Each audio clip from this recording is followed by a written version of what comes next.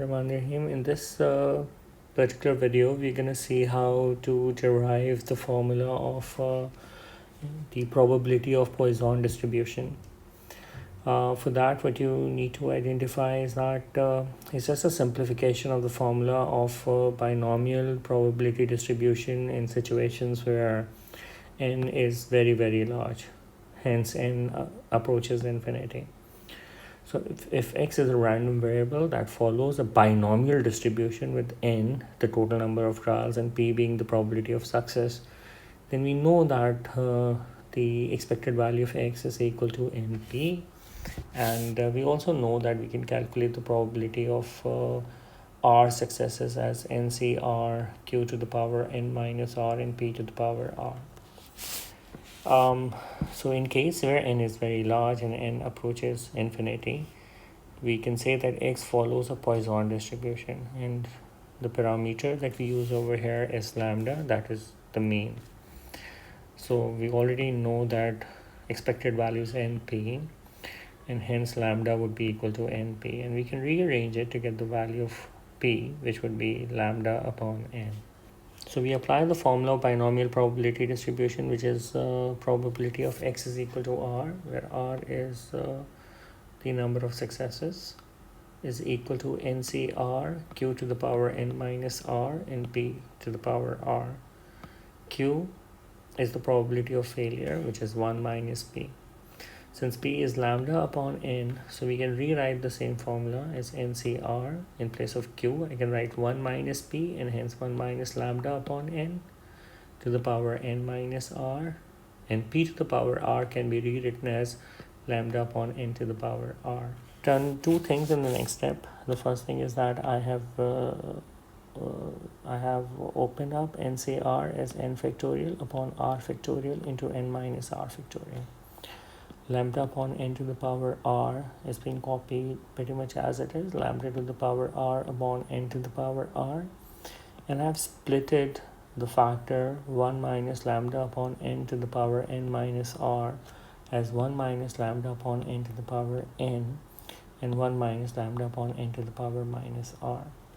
So since I'm multiplying, if you see the bases are same, the powers would get added and you're going to get n minus r back again.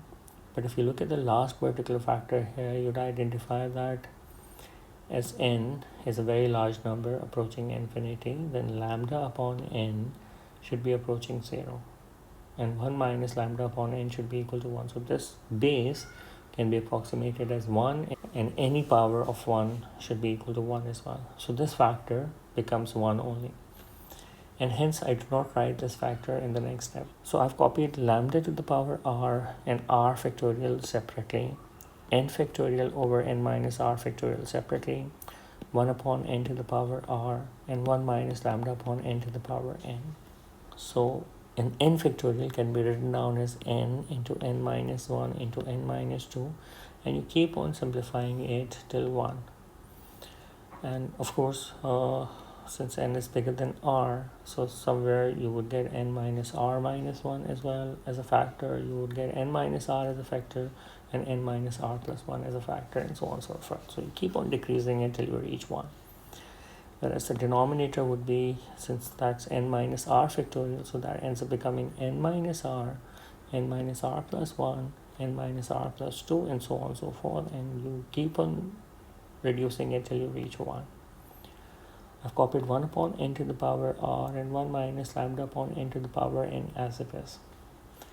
So you could see that the common factors in denominator and numerator can be cancelled out. And hence it becomes lambda to the power r upon r factorial n minus 1, n minus 2, all the way till n minus r minus 1.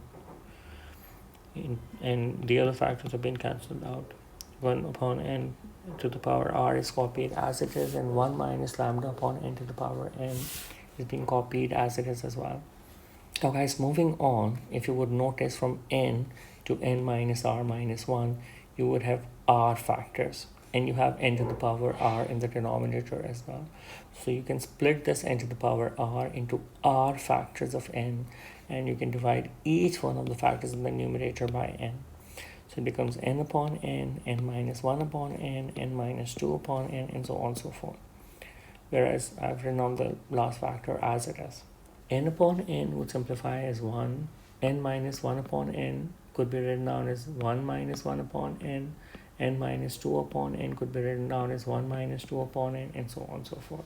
And the last factor can be written down as 1 minus r minus 1 upon n.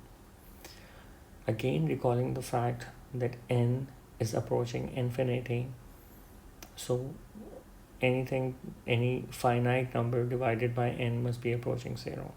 So 1 upon n can be approximated as 0, 2 upon n is 0, r minus 1 upon n is 0.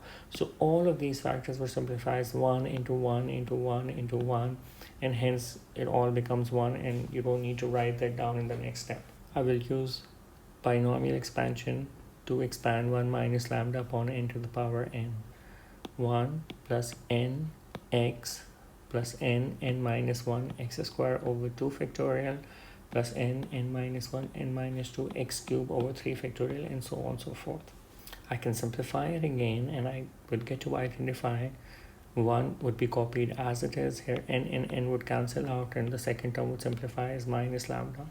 For the third term, I can write down 1 over 2 factorial separately. There's an n square in the denominator, so n into n minus 1 can be divided by n square, and lambda square could be written down separately. Likewise, for the third term, I can write down 1 over 3 factorial separately. N minus 1, n minus 2 can be divided by n cube, and lambda cube can be written down separately, and so on and so forth.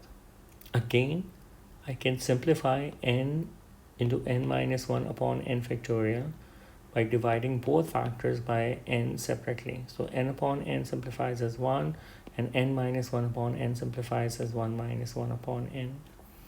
Likewise, n minus 1, n minus 2, each of these three factors can be divided by n. N upon n becomes 1, n minus 1 divided by n becomes 1 minus 1 upon n, n minus 2 divided by n would become 1 minus 2 upon n, and so on and so forth. Again, recalling the fact that as n approaches infinity, 1 upon n approaches 0. So I can simplify 1 minus 1 upon n as 1, 1 minus 1 upon n is 1, and 1 minus 2 upon n is 1 as well. So this becomes 1 being copied as it is, lambda copied as it is, and this can be written down as lambda square over 2 factorial, and this can be written down as lambda cube over 3 factorial, and so on and so forth. If you would focus on this entire expansion and compare it with the Maclaurin's expansion of exponential series, you'll identify that this is an expansion of e power negative lambda. So I can replace this entire series by e power negative lambda, and that's the simplified form of the probability of x is equal to r. I can sort of rearrange it, and it becomes e power minus lambda, lambda to the power r divided by r factorial.